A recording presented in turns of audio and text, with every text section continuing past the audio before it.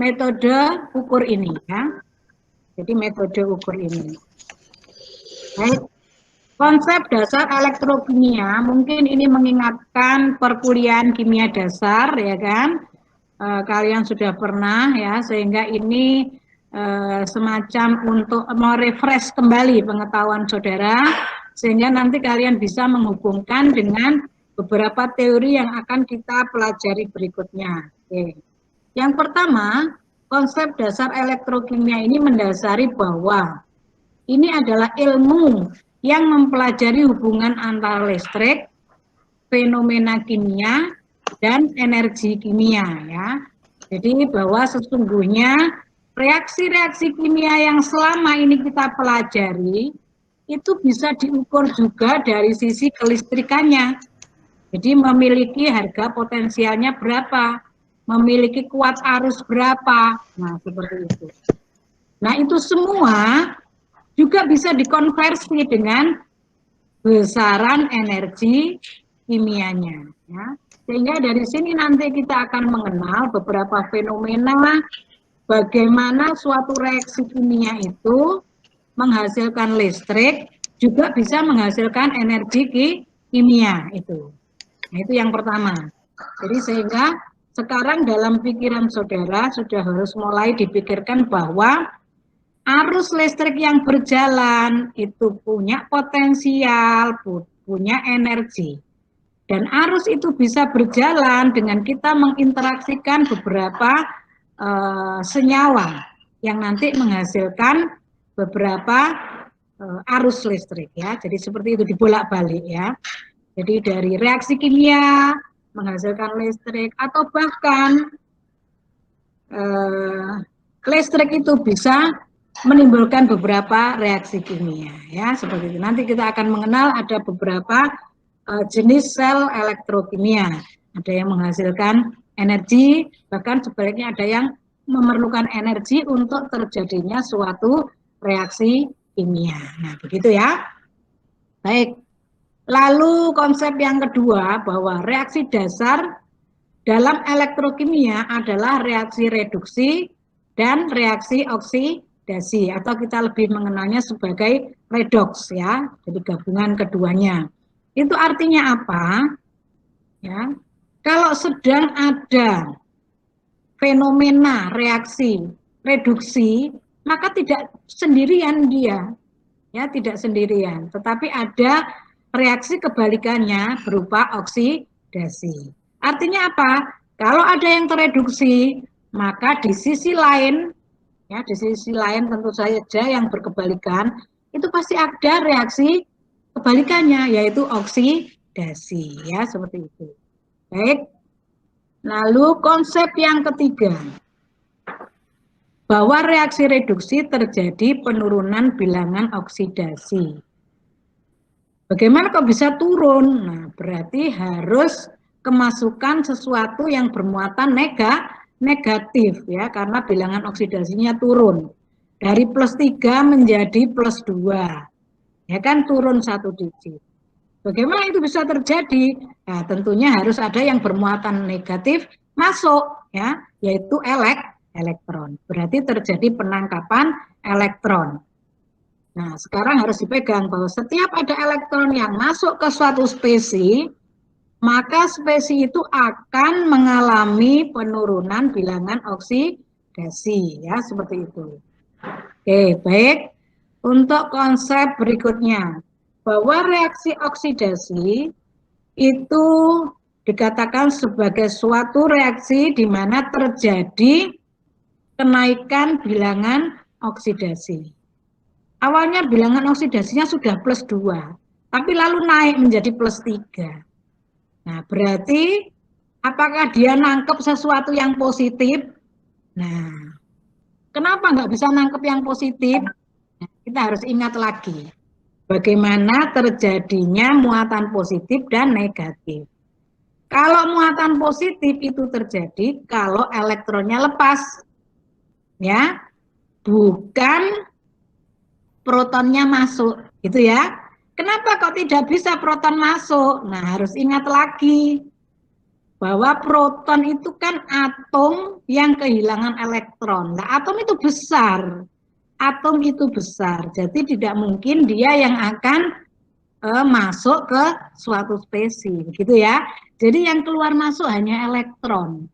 Protonnya diam di tempat. Lah bagaimana dia bisa naik bilangan oksidasinya? Ya elektronnya lepas lagi, begitu. Kalau penurunan bilangan oksidasi, ya dia nangkep elektron. Jadi yang bolak-balik lari ke sana kemari adalah elektron. Mengapa itu? Nah, ingat lagi kimia dasar. Ya, bagaimana proses ionisasi. Ya, jadi hanya bagian luar dari suatu atom. Ya, yang paling luar itu siapa? Elektron. Itu yang lepas. Atau ada elektron yang masuk ke inti atau ke atom, ya. Jadi bukan atomnya yang lari, tapi elektronnya yang keluar masuk. Oke, ini dicontohkan misalnya besi 3+, ya. Lalu ditambah Sn2+, maka akan menjadi besinya menjadi bagaimana? Besinya akan turun atau naik? Akan turun menjadi 2+. Sedangkan SN-nya akan naik. Nah, sehingga dalam contoh ini sekaligus juga memberitahukan pada kita bahwa dalam suatu reaksi ada yang teroksidasi, sudah pasti ada yang tereduksi pada kondisi yang bersamaan ini, ya, itu. Seperti itu. Sampai di sini jelas ya? Oke. Kalau sudah jelas, mungkin gambar ini juga bisa memperjelas bagaimana proses terjadinya muatan positif. Ya, jadi bila elektronnya masuk ke atom lain, nah, maka dia akan menjadi bermuatan positif. Begitupun yang kemasukan elektron akan menjadi bermuatan negatif dan terus seperti itu. Oke. Baik, kita lanjut. Nah, ini digambarkan di dalam suatu larutan, ya. Jika suatu larutan terdiri dari ion, di situ ada Sn2+, lalu ada Fe2+, yang ditempatkan di dalam bejana dan dihubungkan dengan elektroda, ya, baik katoda dan juga anoda, maka akan terjadi reaksi berikut. Ya. Jadi ini mungkin salah ketik ya. Jadi ini Fe3+ seperti tadi ya, seperti di pertama tadi. Jadi Sn2+ dan Fe3+. Maka akan terjadi reaksi di mana Sn2+ ini akan melepaskan 2 elektron ya, sehingga menjadi Sn4+. Sedangkan besi sendiri ya, karena ada 2 elektron yang keluar dari Sn2+, maka harus ditangkap oleh besi. Berapa yang nangkep?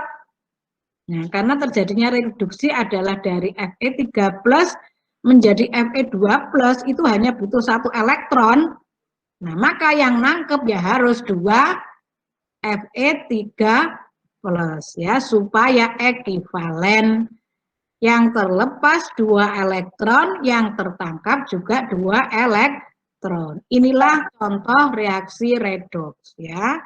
Nah, sekali lagi perlu diingat bahwa tidak hanya ada yang tereduksi yaitu Sn dan teroksidasi itu Fe, tapi juga harus ada ekivalensi dari elektron, sehingga ini nanti menjadi sebuah kesetimbangan, melepaskan 2 elektron, yang ditangkap juga 2 elektron, sehingga panahnya ke kiri dan ke kanan. Nah, itu. Dengan demikian terjadi kesamaan muatan yang tertukar ya. Jadi yang masuk dan yang keluar harus sama muatannya ya, begitu. Baik, cukup jelas ya saya kira. Kita lanjut. Nah, sekarang kita berpikir tentang bagaimana suatu reaksi kimia itu bisa menghasilkan energi listrik. Ya, reaksi kimia bisa menghasilkan energi listrik. Kita kenal sebagai sel galvani, ya, sel galvani. Dan yang sebaliknya, nah, bisa terjadi juga ya sebaliknya ya.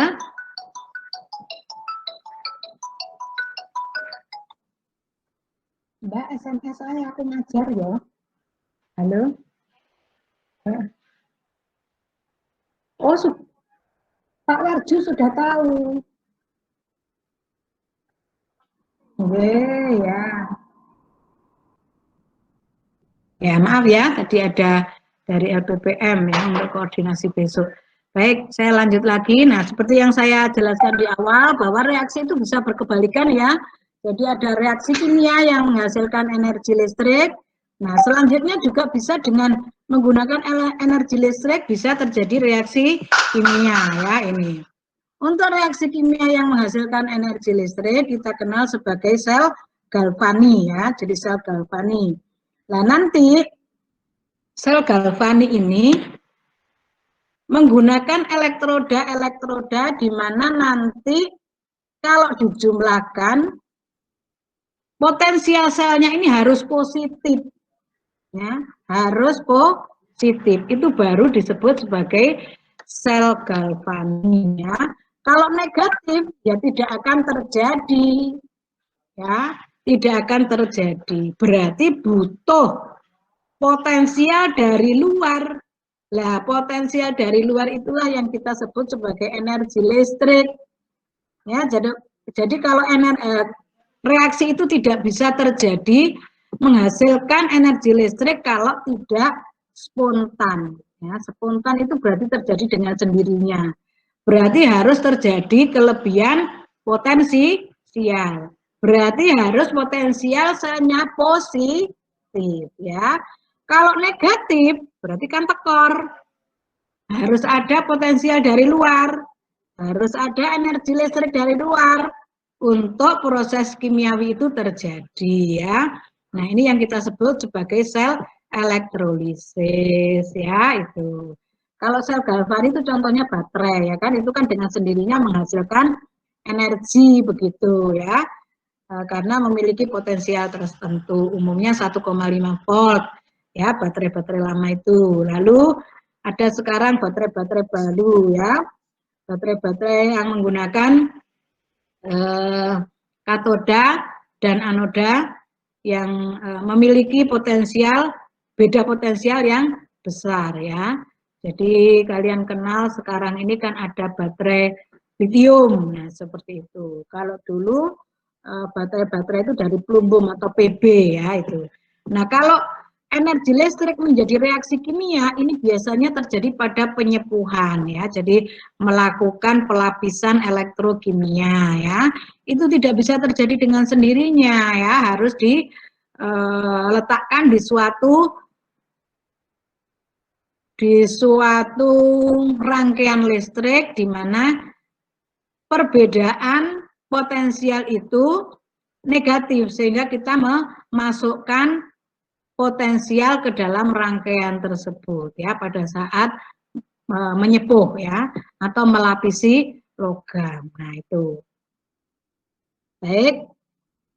Nah, kalau elektroda kita mengenal ada anoda, ada katoda. Anoda itu adalah elektroda positif. Kalau katoda adalah elektroda negatif ya begitu. Oke, baik. Jadi kita mengenal ada dua sel elektrokimia, sel galvani dan sel elektrolisis. Sel yang menghasilkan potensial positif ya, jadi E selnya positif itu sel galvani. Kalau E selnya negatif itu sel elektrokimia atau elektrolisis ini. Nah, ini berarti harus ada tambahan potensial dari luar. Kalau ini tidak perlu tambahan potensial dari luar, bahkan menjadi sumber listrik ya begitu. Oke, saya kira cukup jelas perbedaan keduanya. Nah, mari kita bahas satu persatu. Nanti kita akan melihat elektroda itu logam yang mana sih? Nah, semua bisa menjadi elektroda ya, itu. Baik. Kita lanjut. Nah, ini. Mari kita mengenal dulu tabel ini. Pasti kalau dengan tabel itu nggak suka gitu ya. Nah, kalian justru dari tabel ini bisa membaca banyak hal. Coba lihat. Potensial reduksi standar. Artinya apa ini? Artinya apa? Yaitu potensial di mana reaksi-reaksi reduksi itu terjadi ya. Jadi misalnya untuk F ini F2 itu bentuknya gas ya, gas fluor ya. Itu tereduksi menjadi 2 atom F- itu pada potensial 2,87. Ya. Lalu AU tereduksi menjadi AU, jadi AU3+ tereduksi menjadi AU, potensial standarnya adalah 1,50. Artinya apa ini? Artinya apa? Kalau potensial reduksi standarnya itu positif, berarti spontan terjadi ke arah kanan ini. Jadi proses AU3+ menjadi AU ini terjadi secara spontan. Ya, terjadi secara spontan pada potensial 1,5 begitu. Sehingga keberadaannya di alam AU itu dalam bentuk apa? Dalam bentuk tereduksi ini. Ya, karena potensial reduksi standarnya positif, berarti spontan terjadi ke kanan. Demikian pula dengan gas fluor ini. Ya, spontan dia menjadi 2F-. Ya, begitu. Sehingga keberadaannya di alam lebih banyak di mana? Kalau AU bentuknya padatan. Ya. Jadi ada biji emas yang sering ditambang oleh orang-orang itu ya. Nah, kalau F ya liquid. Ya, liquid. Namun bisa juga dijadikan menjadi gas.